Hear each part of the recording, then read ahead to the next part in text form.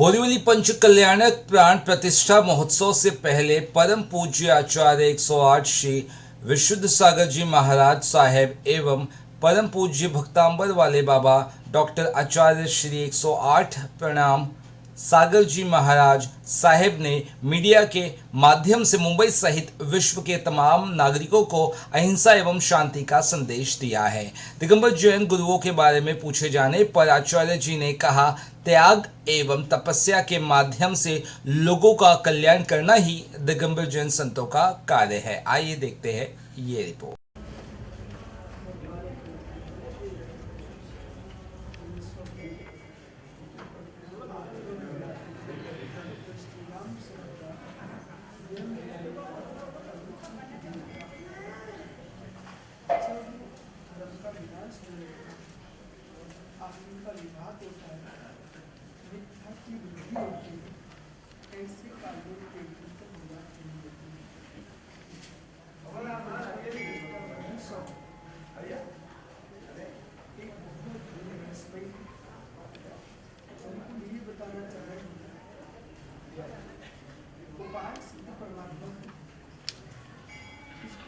के माध्यम से जो व्यक्ति ये सोचता है भगवान एक सत्ता और जगत में सर्वव्यापी है, परंतु ये सूचित कर रहे हैं यदि हम भक्ति करेंगे तो भविष्य में हम भगवान कैसे बन सकते हैं। प्रतिष्ठा के माध्यम से परमात्मा को जन्म देते लेकिन पुरुषार्थ करता है रत्नाकर धन का पान मिलेगा ऐसा जीव बन जाता है। धर्म कल्याण, जन्म कल्याण, शिक्षा कल्याण, इन पांचों की पांचों कल्याणों में जीव के पुरुषार्थ की व्याप्ति के लिए कि बिना उपाय के कोई सिद्धि प्राप्त नहीं हो सकती, न राम सिद्धि हो सकती है न लौकिक सिद्धि हो सकती है। आस्था के भगवान के प्रति तो कर्तव्य की भाषा बोलते हैं कि मात्र आस्था का प्रतीक है और वास्तव में होता वही है तो जीव स्वयं करता है। यदि भगवान हमारे सुख दुख का कर्ता हो गए तो हमारा स्वयं का किया हुआ कर्म व्यर्थ हो जाएगा और हम एक दिन कभी अपने आप को भगवत्ता की ओर नहीं ले जा सकते। एक संस्कार के माध्यम से विश्व शांति, जगत के भाव, करुणा की दृष्टि, इस संदेश से देश के लिए, विश्व के लिए यदि आत्मा पुरुषार्थ करती है सम्यक तो स्वयं परमात्मा भी बन सकती है। विपरीत पुरुषार्थ करती है तो दुर्गति को ही प्राप्त होती है। संसार में न कोई किसी को सुख का दाता न दुख का दाता है, अपने पुरुषार्थ पर सुख दुख नहीं। महाराज साहब, भारतवर्ष में जैन धर्म अहिंसा के लिए पहचाना जाता है, माना जाता है। विश्व को क्या संदेश देना चाहेंगे?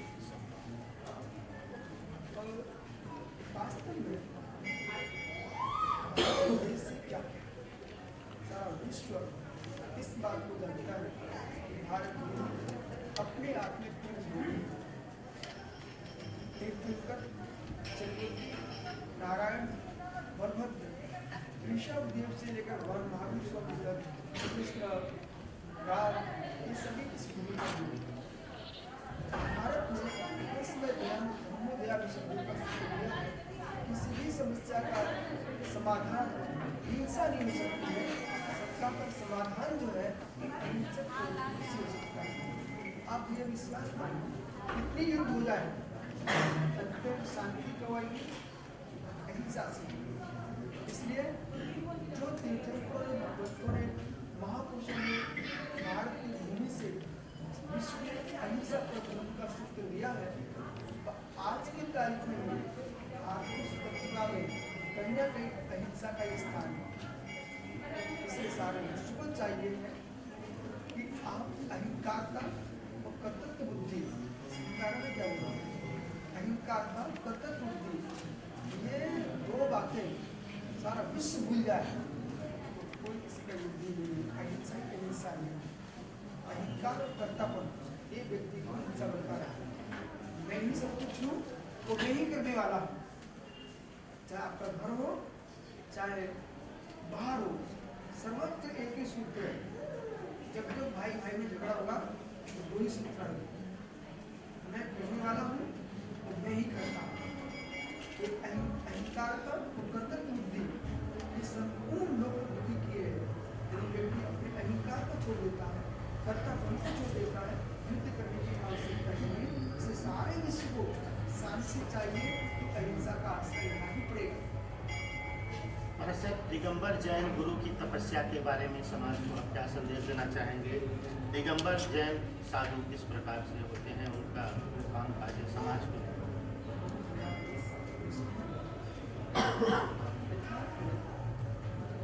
दिगंबर पंथ नहीं, परंपरा नहीं, साधना है। ये साधना निसर्गता की साधना है, अहिंसा और धर्म की साधना है।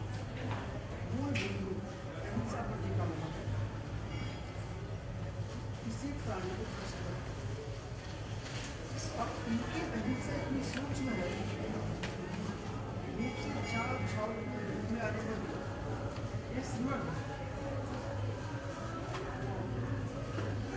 का प्रयोग करते हैं कि ये झाड़ी ये चीजों के पहला इनका प्रत्येक अहिंसा किसी प्राणी को युद्ध कार्य का रूप से अहिंसा। दूसरा इनका व्यक्ति सत्य, शुभ के प्राण भी पूर्ण चलेगा, लेकिन असत्य भाषा का नहीं। असत्य से मतलब पेंसिल को हाथी बोलना इसलिए असत्य नहीं है।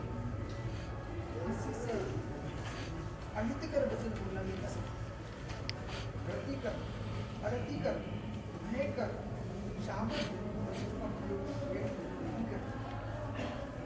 उनके वचनों में चाहे कोई हमला करे, चाहे कोई तलवार का प्रहार करे, सब अपने साथ दिगंबर में अहिंसा व्रत के पालन में सत्य का प्रयोग है। चोरी का वो प्रश्न ही नहीं है, इसके शरीर में कोई धागा ही नहीं है। विश्वास का वो मुद्रा है, वो माना मुद्रा है। यदि आज हमारे भाई साहब किसी घर जाए भरत उनको बोलना पड़ता है, देखना अपना घर लोगों को सुनता है, बहुत सारी जेबें लेके जा सकते हैं, और इनके पास वस्तु भी नहीं है, जेब भी नहीं है। ऐसे कपड़े से युक्त व्यक्ति बहुत सारा डाका डाल सकते हैं। डाके का मतलब, चोरी का मतलब किसी की वस्तु ग्रहण करना ही नहीं है, अपनी इच्छा को छुपाना भी डाका है। किसी व्यक्ति को वासना मन में आ रही है, शरीर में उत्तेजना आ रही है, आप कपड़े में ढके और ये तो निरूपण ये कहाँ लेके जाएंगे? इतना सुंदर विश्वास का जीवन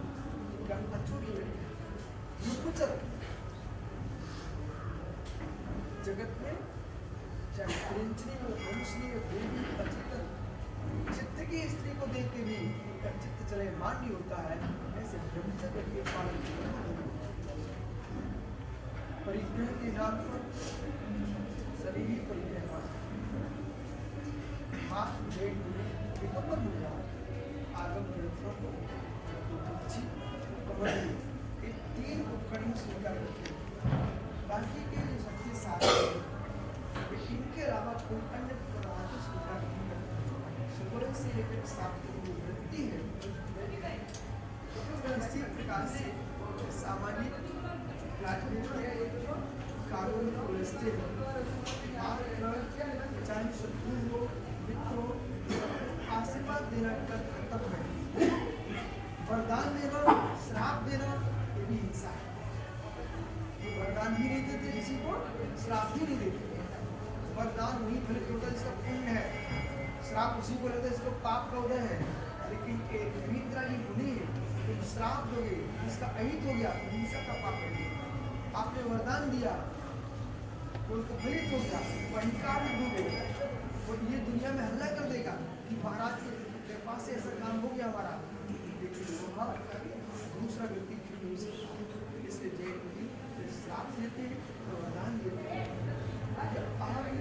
आप चर्या है, रात में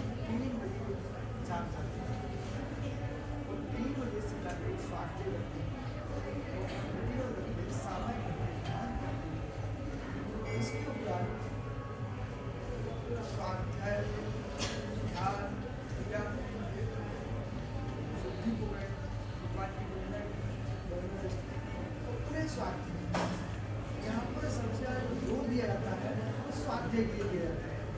कारण ये आत्म चित्त दोनों को इसका की आवश्यकता है। तो आँखें जो होती है, आँखें आगे ऊपर होगी और बुद्धि अर्पण होगी, तो व्यक्ति का मन भटकेगा, चित्त आगे भटकेगी। इसलिए स्वाध्याय में दिन दिए जाते हैं। 24 घंटे में एक बार पानी करते हैं। इसमें कोई विघ्न आ गया, आज महाराज अपने हाथ से बाल निकालते, उसका उद्देश्य आपको पैसा दे सकता था, उसके लिए वो वही जेंट्स वाले बहुत पैसे वाले लोग ऐसा क्यों अपने हाथ से निकालते, ऐसे का कुछ नहीं है।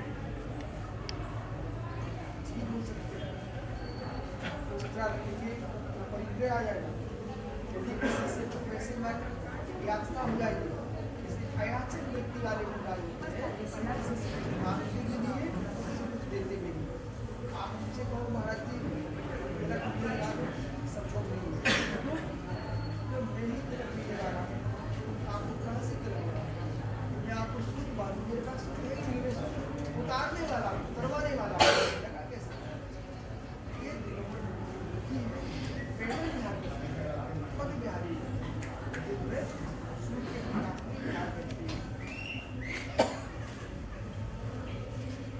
कोई वाहन का प्रयोग करते हैं, कोई बहाने का प्रयोग करते हैं, कोई बहाने भी लिए और वाहन भी लिए। ऐसे मुद्रा इस धरती पर विचरण कर रहे 28 नियमों का पालन और उन नियमों का पालन का उद्देश्य इसमें एकदम समुदाय से भावना होती है। परंपराएं भी अलग अलग हो सकती है,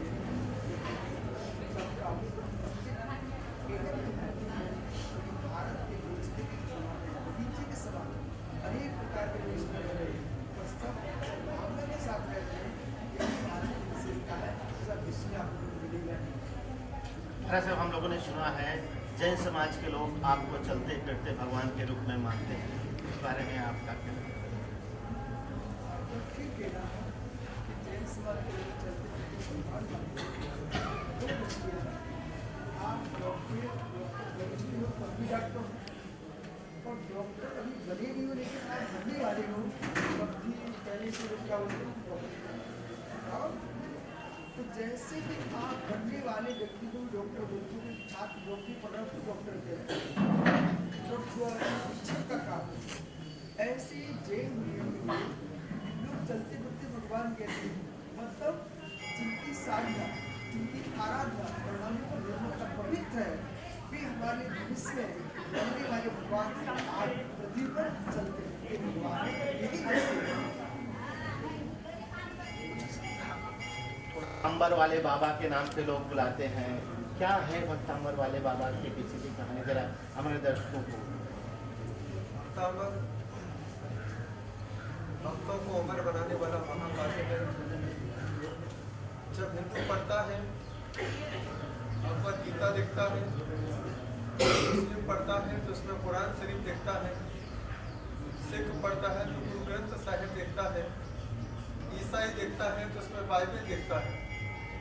जो भक्त अमरता की यात्रा करना चाहते हैं उस ग्रंथ का नाम है भक्तामर स्तोत्र, क्योंकि यहाँ पर अभी आचार्य विशुद्ध सागर जी ने आपको बताया यह एक दिगंबर धर्म है। दिशाएं जिसका अंबर है उसका नाम दिगंबर है।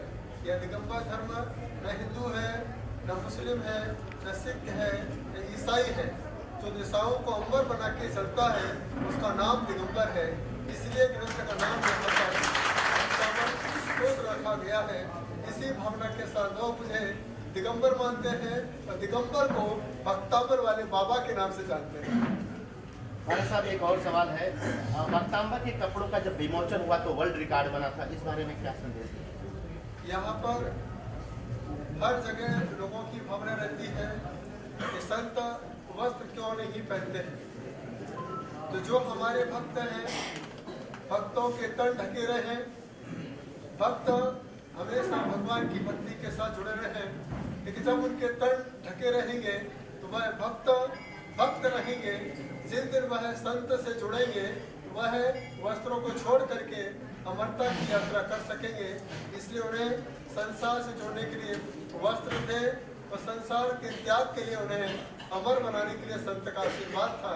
इसलिए इस प्रकार का एक अभियान वस्त्र के ऊपर वक्तव्य लिखने का रखा था और आज यह दुनिया में एक इतिहास बना है। लोग कहते थे कि संत को वस्त्र की क्या आवश्यकता है, संत वस्त्र के त्यागी होते हैं। कि जब एक संत वस्त्र का त्याग करते हैं, यही भावना के साथ करते हैं कि संसार में कोई वस्त्र रहित न रहे संसारी जीव और अपने जीवन में अपनी आत्मा का कल्याण कर सके।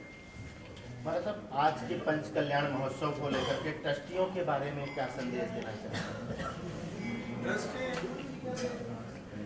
ट्रस्टी से बना है, जिसमें ट्रस्ट होता है उसको कहते हैं ट्रस्टी। आज उन्होंने भक्तामर पर विश्वास रखा है या पंचकणक पर विश्वास रखा है। इसी विश्वास की वजह से आज यह विश्व में पंचकणक का वास हुआ है। पंचकणक हमारे मुंबई के लिए खास हुआ है। यह पंचकणक ट्रस्टियों का पंचकणक नहीं है, यह पंचकणक मुझे लगता है पूरे मुंबई का पंचकणक है। और मुझे सबसे बड़ी खुशी इस पंचकणक में यही है कि ट्रस्टी तो हर बार प्रतिष्ठा कराते रहते हैं। इस पंचकणक में पूरे भारत के एकमात्र ऐसे संत हैं जिसे आप देख रहे हैं, चर्या शिरोमणि विशुद्ध सागर महाराज। पूरे भारत देश के अंदर यही एक ऐसे संत हैं जिन्होंने पूर्व हो, पश्चिम हो, उत्तर हो, दक्षिण हो, हजारों किलोमीटर की यात्राएं ये 4 महीने में पूरी कर लेते हैं। ये वो संत हैं, जब कभी पंचकणक का नाम कोई सुनाता है, बताता है, तो वह अपनी यात्राएं प्रारंभ कर देते हैं। मैंने आचार्य श्री से पूछा, आचार्य श्री आप इतनी प्रतिष्ठा में क्यों शामिल होते हैं? एक इन्होंने आंसर दिया, हो ज्ञानी हम प्रतिष्ठा में शामिल होंगे, यह भगवान एक न एक दिन हमारी भी प्रतिष्ठा करा देगा और हमारी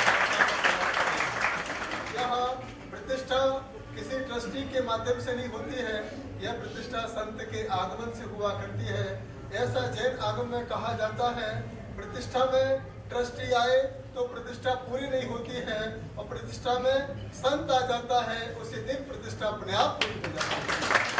महाराज साहब, दुनिया में इस समय तीसरे विश्व युद्ध का खतरा मंडरा रहा है। कई देश जो हैं आपस में लड़ रहे हैं। जैन धर्म जो है अहिंसा के लिए प्रतीक माना जाता है। जैन संत हैं आप, आज भारत की भूमि से विश्व को क्या संदेश देना चाहेंगे इस संकट की घड़ी में? अरे हमारे दुनिया में चर्चा चलती है विश्व युद्ध की बात।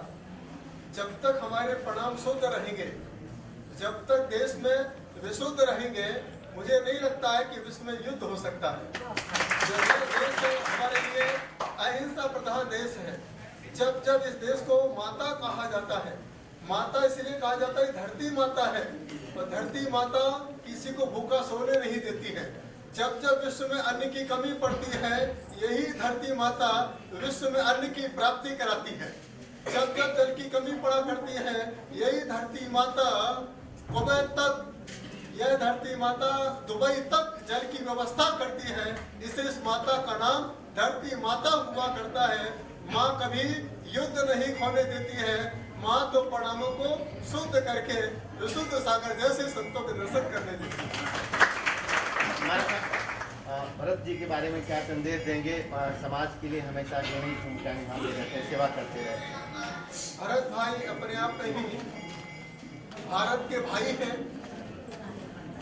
जिस प्रकार से हमारे देश में भरत चक्रवर्ती को जाना जाता था, आज पूरा मीडिया यहाँ पर उपस्थित हुआ है, एक अच्छे कर्मठ कार्यकर्ता हैं। यही मेरी भावना है। आज देश में बड़े बड़े नेता हैं, बड़े बड़े अभिनेता हैं, लेकिन ये हमारे देश के, भारत के, मुंबई के राजनेता नहीं, धर्म नेता हैं, जो धर्म के माध्यम से लोगों को जोड़ने का प्रयास करते हैं।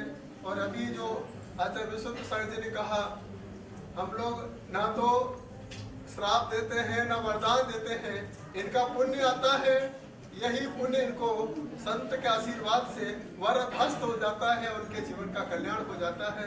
यही भावना के साथ आचार्य विशुद्ध सागर जी ने एक बहुत अच्छा आशीर्वाद भरत भाई को दिया है।